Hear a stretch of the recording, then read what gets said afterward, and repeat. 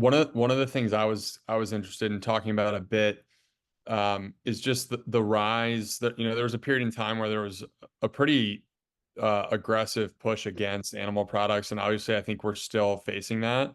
And the three arguments that get laid out are: one, it's not dietarily beneficial to eat animal products, and we can have that argument. And then there's the environmental component, and then there's the humane component.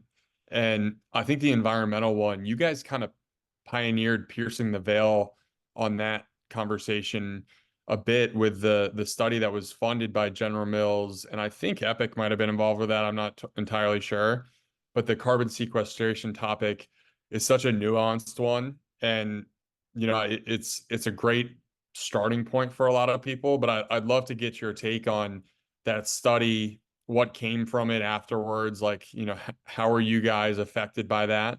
And then there's plenty of other nuance to this, but I really do think your dad is a pioneer, because I remember reading an article where, on one hand, I just read this amazing piece on carbon sequestration and how great it is, and then he came out and said, well, there's more to the story here. You can't just focus on the carbon. So I'd love to get your take on just that whole conversation.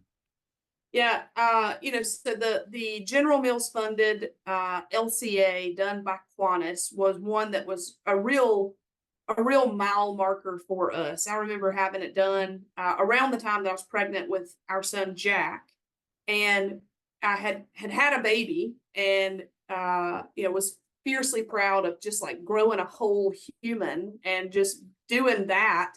And so my dad was and I had Jack around the same time the study came out, and I was with somebody and they said, "Oh, Will, do you have a picture of your grandson?" And he said, "No, but I've got this LCA that shows that our farm sequesters more carbon than it emits." And I was like, "Hell yeah, I kind of get that. I hear you, Will Harris." So for us, we were a good test site because we've been farming on our home place for 160 something years, probably 30 of it now being regenerative and holistic land management. But we've also been blessed enough to expand our land base, and we've bought some land, every year or couple of years. So, but we treated it and continue to treat it all the very same. So it allowed Qantas to come in and take soil samples from land that had been treated regeneratively for 15 years or 20 years. I don't remember what the year markers there were, but let's just say 15 years, land that had been treated regeneratively for 10 years, for 5 years, for 1 year, and then, just purchased not regenerative at all. And what it showed was that, with regard to our beef production, our cattle sequester 3.5 pounds of carbon dioxide equivalent for every pound of beef produced. So they're sequestering more carbon than they emit. And that was just really important for us to get the conversation going and to put teeth in the argument that livestock are not ruining the planet. Livestock can heal the planet. We just got to let them do their thing. We got to help them return back to the way they evolved and emulate nature, to give them that opportunity to take that, the stimulation from their hooves and grazing and the fertilization from their defecation. My God, it's like magic. Holy cow, these magic animals turn grass, which is not nutritionally beneficial to you and I, they turn it into beef, which is extraordinarily beneficial to you and I. And they take land that is degraded, and they turn it into land with lots of naturally occurring flora and fauna and organic matter. Wow, they're just like literal magicians. Way to go, cows.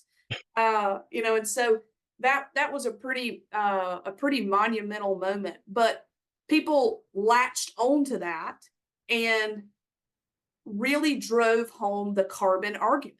It was all about the carbon, when in reality, carbon is just one of nature's cycles.